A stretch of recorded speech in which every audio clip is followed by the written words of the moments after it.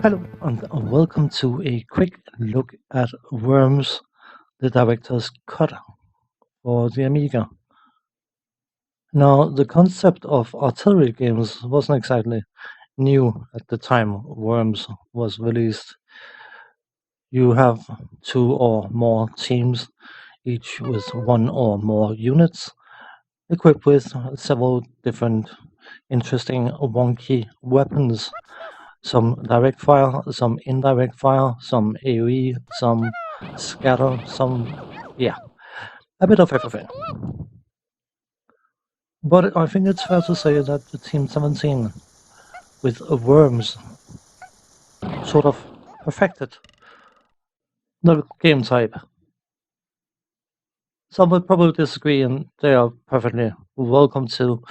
I think it's hard to argue that Worms is a very, very polished product. The idea of having a garden variety worms being equipped with bazookas, grenades, cluster bombs, the ability to call in airstrikes, throw holy hand grenades, banana bombs, and other insane weaponry at each other uh, was definitely quite refreshing and outright hilarious.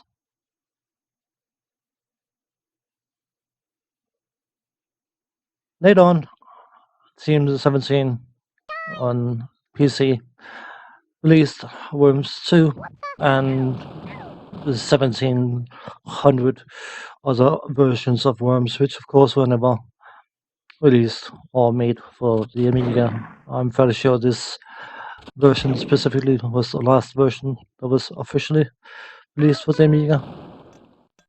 And truth be told, this is an individual thing, but for me personally, I think this is the better game.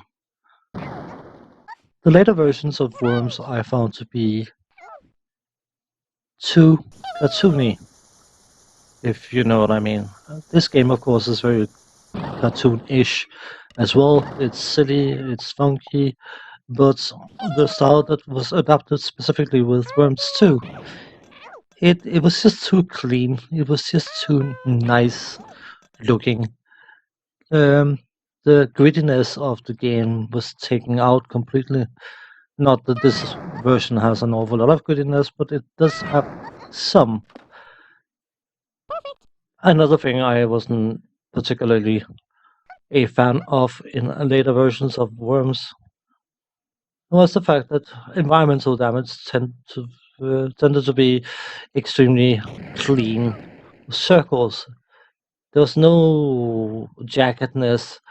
Obviously, certain weapons like Molotovs and fire bombs, or whatever they're called, they would burn the environment, causing some jaggedness. But by and large, any bazooka, grenade, bomb of any kind would leave almost a perfectly shaped, clean circle. It just looked boring, in all honesty. And the original game also has a tendency to have round damage effects in the environment, but there is an awful lot more jaggedness to it, and it just looks more natural in whatever capacity that is and matters and whatever.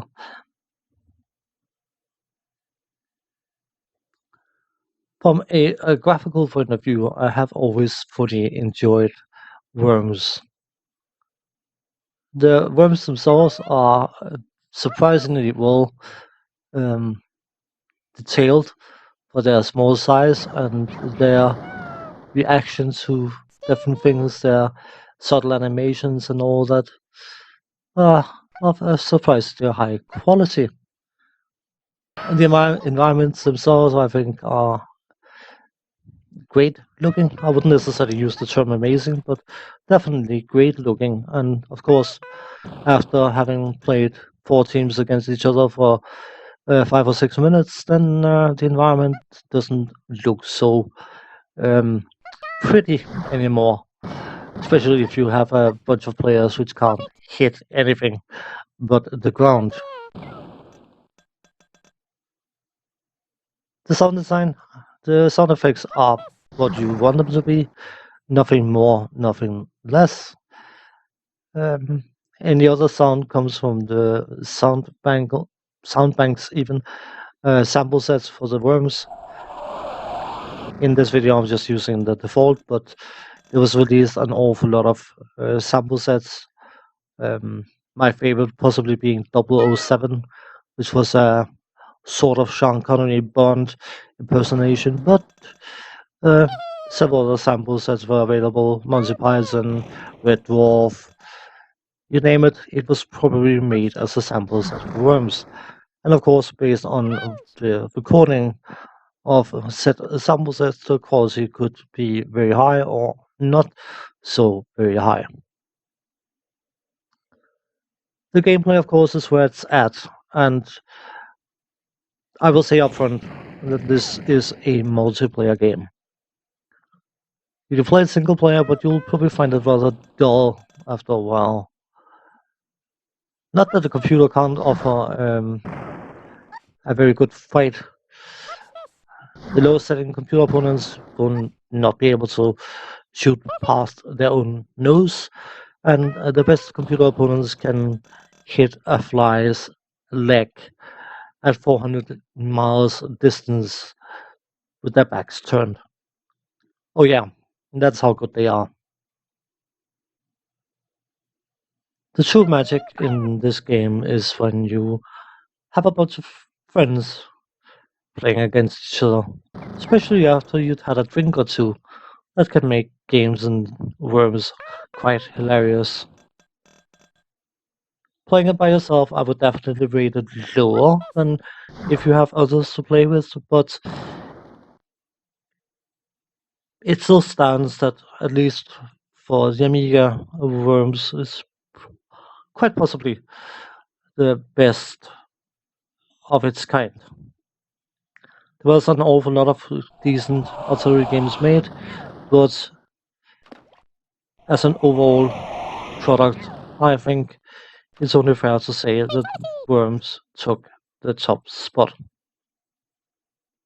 It may not be to everyone's liking, but it doesn't detract from the fact that it is a very enjoyable and highly polished game.